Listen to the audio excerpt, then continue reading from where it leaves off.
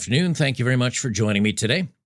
It keeps happening, and they keep hiding it. A very small town of roughly population 2,500 people in British Columbia just suffered one of the worst massacres in Canadian history, I guess you could say. And 10 people have been ended and 35 injured. And once again, it was somebody that was on medications, SSRIs, at least the information we have so far. And once again, the police keep trying to cover this up. The Canadian government's very scared that we might be able to point our fingers once again at a trans-identified individual that may have done something awful. Now, if you've been watching the news here in the United States, this has happened several times over the last couple of years. And most of these instances that are happening now are young men who are identifying as young women, and they're going into these schools and doing this kind of thing. Now, there has been a case, I believe it was here in the one in Tennessee around the Nashville area, where it was a young woman that said she was a young man. But either way, we've got some very bad problems going on right now with this community as well as SSRIs, because almost every one of these individuals was on this type of medication, and it's not doing very well. It's a connection between all of these events that is very serious. Before I even get into this, let me just say to the communities that are involved, to the people that are involved up in Tumbler Ridge in British Columbia, I send out my thoughts and prayers, and I'm sorry this has happened to you. So Tumbler Ridge, if you look up on population, World Population Review, back in 2016, the census, it was recorded at 2,060 people, so 2,000 people, and they currently think it's around 2,700 individuals, so this is a very small town. When I did my tour of the world, Isafjorda in Iceland has about 2,000 people in it, so I've personally visited a town this small. You know everyone, everything, everybody's story, everybody's situation in a town this small and this isolated. You know what's going on. So before we even get into this, the police saying it's an unidentified, we need to confirm, we don't know, we're not sure. That is BS. That's out the window immediately. Because, of course, people interviewed said, well, this is my neighbor, or I live 4 doors down. This was so-and-so. We know his name. We know what he did. So the police coming out nationally or globally saying, well, we just don't know enough to say anything yet is complete crap. Before I read the main story, let's just read some of the headlines. Gun person in a dress. What a strange thing to say. You know, if it was a guy in a pair of jeans and a leather jacket, you would say it's a guy in a pair of jeans and a leather jacket. If you don't know, you could say, I think it was a woman in a dress. But to come out and say gun person in a dress is very strange. They show a man's hand and a pair of jeans, and he's holding a sidearm. Isn't it interesting? And I mean, statistically, it is 99.9% a young male that has done something like this.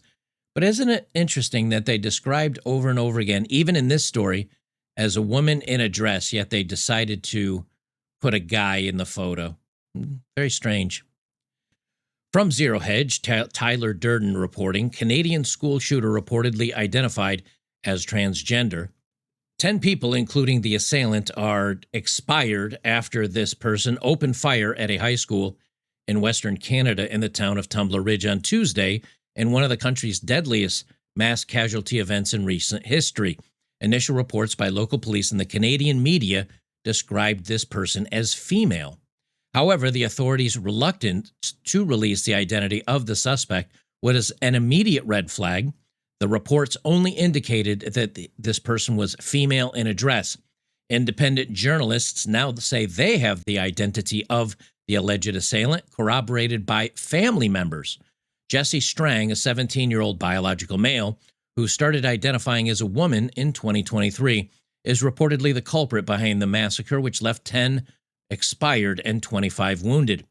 In an exclusive interview with Juno News, Jesse Strang's uncle, Russell G. Strang, confirms that Jesse was the person behind this, and he identified as a woman.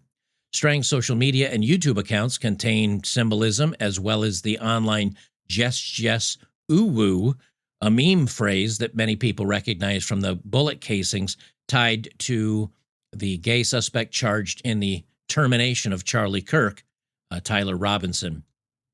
And here's the individual. So, a lot of agencies are very slow to update this story and very slow to talk about it. But interestingly enough, on social media and independent journalists have gone on the ground to family members and asked them and confirmed, because again, this is a town of roughly 2,500 people. And yes, relatives are confirming that this young man, who identified himself as a woman, is behind the incident. Locals in Tumbler Ridge also confirmed the identity as Jesse Strang, as reported by the Western Standard, though his transitioning status is not mentioned. Before heading to the school, Strang allegedly ended his mother and young brother, both of whom were well known in the community. The fact that Canadian authorities incorrectly asserted that this person was female has led to initial confusion, but this action is essentially required according to Canada's strict hate speech laws protecting transitioning identities. In other words, Canadian police are often compelled to lie. In almost every instance, the transgender status of the shooter has been made covered up or dismissed by authorities and establishment media. In Canada, these activists receive substantial legal privileges and protections, making any discourse on the dangers of the ideology impossible. Now, this is the Western Standard that is out of that area, the news agency out of that area, and they say that the suspect has been identified by locals. It is 18-year-old Jesse Strang. So we have multiple confirmations of the assailant, Jesse Strang. We do have family members saying that this young man thought he was a young woman and that he had taken out family members before going to the school. If you notice here, they have some of his social media posts, allegedly his social media posts, but he's in some of these Reddit r/M2F, How Do I Stop Comparing Myself to Fictional Characters by JesseBoy347, who they have maintained is the young man in question, and he's talking about wanting to be an anime character. They also have some more of his. They also have more of his posts.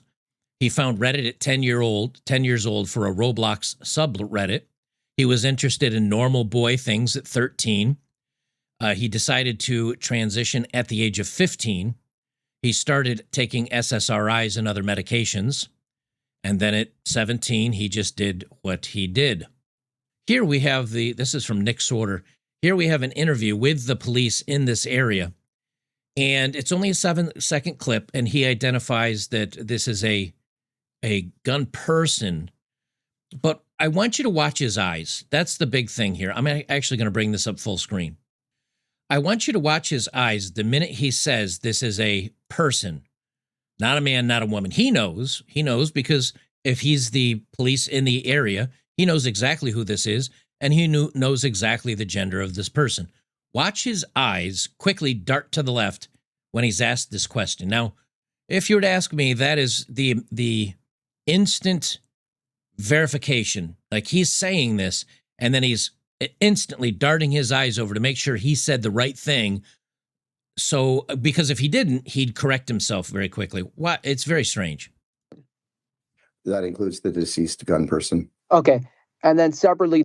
You see how, isn't that very strange? It's very strange. That includes the deceased gun person. Okay. And then separately, do you know the... He's looking off to the side to make sure that probably a supervisor, to make sure that he said the right thing so he doesn't get himself or the agency or the department in trouble by the Canadian government or by the mainstream lamestream media. And then lastly here from a Riley Cole, the Tumbler Ridge mass event suspect has been confirmed to be a transitioning teenager. I live 4 doors down the road and was on scene initially, and the suspect ended his mother and brother with a shotgun and then ended 7 more at the high school and injured 25 more.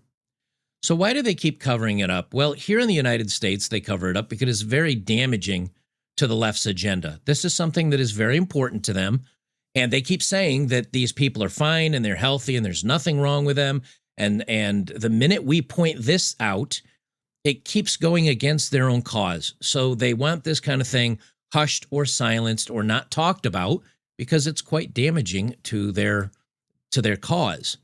Secondly, and I think this is more important, more so than maybe the change from male to female or female to male and that portion of it, every one of these young people are on SSRIs, which are supposed, if you're in a very sad or very bad place, it's supposed to kind of flatten you out, neutralize you so that you don't feel sad anymore. I know somebody that took SSRIs, and she, ironically, she said, well, I'm not sad anymore. I'm not upset anymore.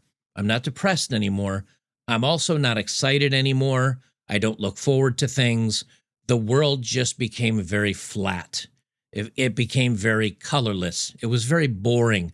I found I couldn't look forward to anything. I just couldn't get excited about anything. It flattens you out like an ironing board. And if you already have some delusions and you have some issues and you have some problems, maybe there's something that this kind of doing this kind of thing makes you think you're going to get excited or feel something, or that you just don't care and you're angry at people and you want to take them out. Something's going on with this stuff. And so while it is concerning that this person is identifying in this community and was a man that thinks he's a young gal, whatever, that's important. But I think it's more important to focus, in this case, at least, on the SSRIs, on the medications, on the stuff that these young people are on, because that's the other connective thing, that even if it's not a member of this community and they don't think that they're making a transition or whatever, they all seem to be on this medication. They all seem to be on these SSRIs. They all seem to be seeing doctors to be taking this stuff. We need to look into that too. And if we're going to be honest about it, before we just attack this particular community, which, don't get me wrong, I think they need to be under scrutiny, and we need to be making sure that young people don't fall into this ideology, because it is mental illness, in my opinion. Before we go too much further down this road, I think we also need to check out the other link with these SSRIs, because that seems to be a connective one between all of these events, no matter who it is and or no matter what ideology they have. It seems this medicine is at the base of it as well. So we'll see, but I don't understand. I guess maybe Canada is forced by law to hide this stuff, and not, because if it was a man, they'd instantly say it was a man. So why the cover up and why they keep hiding it? Maybe this is Canadian law. I don't know enough about Canadian law, but at least in these articles, they're saying that they have to protect these people until they 100% know. But even once we know, this is a story, even though this is the worst event that has happened in Canada in something like 25 or 30 years, even though this is the worst thing that's happened, I think this story is going to evaporate from the news almost immediately. Or once they confirm the ideology and everything else, they'll be very quick to move the story in a new direction. Guys, if you like my work, make sure to join me over on betterbachelor.locals.com, or for those of you on YouTube, at least get over to Rumble. The channel is Odd Man Out, because I also do news stories over there. Anyway, come on over, join us. Great community of like-minded guys. You can sign up for free. Doesn't cost you anything. You can check out the forums, check out the topics we're talking about, and you can see the live streams that I've done in the past.